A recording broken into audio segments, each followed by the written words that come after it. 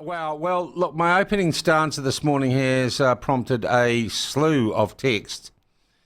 And quite rightly, this scandal has got a lot of you asking a lot of questions about the very structure of our society and what actually integrity is and what corruption looks like. And someone has just said we need to look in to how Grant Robertson got to be the Vice-Chancellor of Dunedin University. Yeah, we probably do. That's not an accident. That is the network. That is soft, sometimes hard power. How did Steve Mahari, years before, become head of Massey? Why is it that leftists dominate our academic institutions? Why is it that leftists dominate our news media, our publicly funded news media, and our mainstream news media? Well, someone who set up a group called the Integrity Institute and has written in the last day or two about the, and I don't know if we call it the McSkimming affair, the Costa affair. I just think we call it the police crisis or the ethics crisis, is Bryce Edwards. He joins us by video link now. Bryce, good morning to you. This is a doozy, mate. I don't think really since Louise Nicholas, maybe since the unfortunate experiment, I have seen a scandal like this that strikes to the heart of New Zealand. Oh, you're absolutely right, Sean. I mean, we always hear how New Zealand has no corruption, we're corruption free, we're the top in the world for having transparency. Anyone that follows politics closely knows that that's just not the case. And there's always been suspicions that things like what we're seeing in the police does go about in lots of institutions. And so I think this will be a big wake-up call for that complacency that everything's okay, we have a healthy democracy, everything is done by the book. No, I think you're absolutely right that this is more than just about the police. This is about people's trust and authority. All right. It's also, I would say, primarily about a network of power influence established by the left of New Zealand politics, by the Labour Party, Bryce. I'm not so sure it's simply a Labour Party thing. I think this is something that happens across the political spectrum with different political parties. Who appointed Costa? Who appointed McSkimming? Look, I think the people that appointed them do have a lot to answer for, and the Labour Party's getting off quite well at the moment from this. Yeah, lightly, it is. But I think that will come. We're still processing all this. This is a bit of a bombshell. So I think Labour will be a bit worried. And yeah, Costa was their man, but then National made him their man as well. National made it quite clear they wanted to get rid of him too. That was Mark Mitchell signalled that very early on. Early on that he was going to go. Yes, and yet they gave him a pretty top position. Well, yeah, because that's the way this corruption works, isn't it, Bryce? You put someone in that sort of position, they can afford a lawyer, they negotiate some I mean, how the hell did Grant Robertson become the Vice-Chancellor on $500,000 a year or more of Otago University? Yeah, I think that story is still to be answered, and there's no doubt that Robertson has some pretty strong talents, but running a university, it's quite questionable that he has those talents. You see the job? Did you ever see that job advertised? Oh, look, I think it probably was. I'm not sure there's any conspiracy here, but it really was an unusual decision, and we're yet to see whether that's going Here's another to be... one, and I'm just going to throw them at you as an expert on integrity or someone who holds himself up to be. How did Linda Clark in 2022 become the patron of a police recruitment wing? Oh, look, New Zealand has a large number of individuals that just leap from place to place within the top echelons of New Zealand.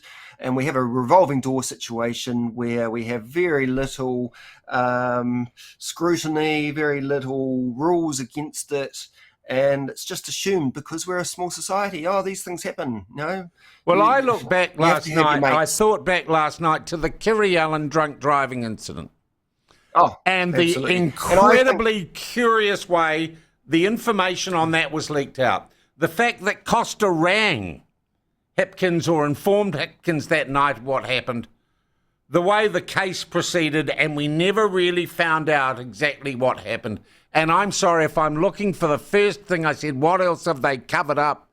Where else have they lied? That was my first thought, that story and all those circumstances. Yeah, I think you're right to take that very sceptical approach, and I think other New Zealanders will. And certainly the Kerry Allen one was quite spectacular in its opaqueness and the manoeuvring and the fact that the public interest wasn't really the top priority for authorities in that case. So, no, I think you're absolutely right. There's probably a lot of other ones as well where the nexus between political players and the cops have been Posey Parker, the Albert Park riots, Bryce. Never sufficiently complained by the cops. Costa in it up to his ears. And police sitting in a police van by women were beaten. No real explanation. Look, I agree again. It was very odd. And the police force has this really strangely in flux between what has traditionally been a very conservative, probably associated more with the right institution, and there's no doubt about it that they have modernized, I guess would be the way that they would position themselves. They have, or you might say wokified, they have certainly caught up with a lot of social changes, and they've embraced them quite rigorously. At the core, I don't know if that much has changed about the police force in New Zealand, but they've certainly taken on a lot more of a, what would you say? You've got the words for it, Sean, but they're woke become a lot more receptive. They're woke as F is the problem. Well, certainly on the surface. On the surface, that's absolutely the case. That they have become a lot more in tune with But I don't minorities. think frontline police have. I think this was ideological. And it was led from the top, from police headquarters. And police headquarters was appointed by, and I'm disinclined to say just Jacinda Ardern. Hipkins was there, Ginny Anderson was there, the whole leftist woke machine. Because that was part of changing New Zealand. Is that you get hold of the institutions. I think you're right to ask those questions, but I think all the things that have happened in the police force over the last 15 years would have happened regardless of Labour or National being in power. I think the police force have had some huge legitimacy issues. There have been lots of people raising really important questions about racism in the police, sexism in the police, bad behaviour. And so they have responded to that by changing their, terminologies and their slogans and their colours. And they have adopted some things, at least superficially, that show that they're very responsive to those historical problems. Whether it's actually more about image and superficial things, I think, is the big question now. Yeah. They certainly have shown in this latest cover-up that nothing's really changed. Yeah. Look, this is good chat too. There seems to be a spin emerging, and I'm presuming that Mr. Costa has lawyered up. This is Mr. Costa, not McSkimming, and PR agency'd up. We're seeing a rather consistent spun narrative coming out about him now, that he was a good man who just did a bad thing because of bad circumstances. That looks like PR 101. Let's reframe our client's position in all of this. And he's got a lawyer, though I don't know. I'd love to hear who it is. I don't think it's Dentons and Linda Clark who represented, they were involved with the McSkimming business, because there might be a conflict there. Can Costa, in your opinion, in terms of the ethics of this or the integrity of this, spin his way out of this hole? My observation would be he is gone from any public service job ever again. Well, absolutely he's gone. The legal stuff will carry on, the PR stuff will carry on. You're absolutely right. And there's people making the argument. good people can make bad decisions and do bad things, and I That think makes we them do bad need to be open people. to that. That makes them Yeah, bad but people. yeah, I think the bigger problem is that the whole controversy will just get turned into this idea that it was bad people that have done this, not structures in the police, not integrity systems that have failed, Well, we have to just that say there was some also, though, bad Bryce, apples. it was 3 individuals, and some great stories yesterday about those individuals who blew the whistle on this from inside the police.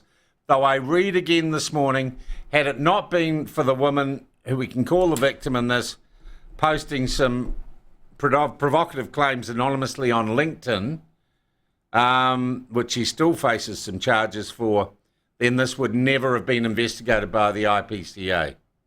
Yes. So the IPCA is kind of looking like the heroes in this over the last day or so, because their report has been pretty spectacularly good. Yeah. But no, I think there's going to be a lot of questions about why the IPCA failed on this for years, and why this was only caught. All the stuff was only caught almost by accident. And the IPCA have clearly failed. And there's been lots of criticisms of the IPCA. Yeah. And in fact, they have been a toothless tiger, and they haven't had the legal ability to do lots of these things. They have been, and I think they've done a bad job myself over the last few years. Yeah. But and partly that was under Labor as well. There were lots of people essentially blowing the whistle on the IPCA under Labor, telling Labor things have to change, and they didn't change it. So, no, I think this does go all round across all authorities in politics at the moment. I don't think we can single out National or Labor administrations for being the people that have erred here. I think it's been across the board.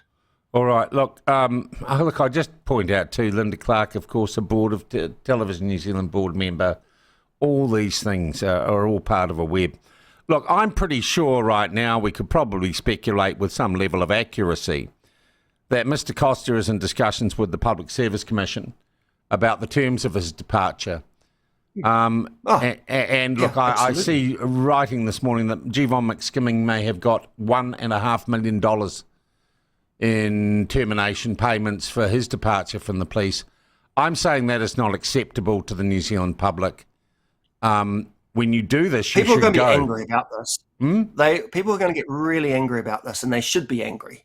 And they should be angry about the whole way the system works. And when you're paid the big money in public service, you should be highly accountable, and you should go without payment when things go wrong. But that's not how the system works here. Adrian Orr, my God, and his predecessor, the person who came afterwards, his successor. We have a huge accountability deficit in New Zealand public life. And that would be okay maybe if these people were paid the small, salaries, just typical public service salaries perhaps, but they're paid the big bucks, but they still get even bigger bucks when they depart. They're very protected. So people should be very angry about what's happened here. And what is going to happen here? Come on, we can predict it. Yeah. We know a deal will be done, a dirty deal like the Pike River dirty deals were done. Exactly.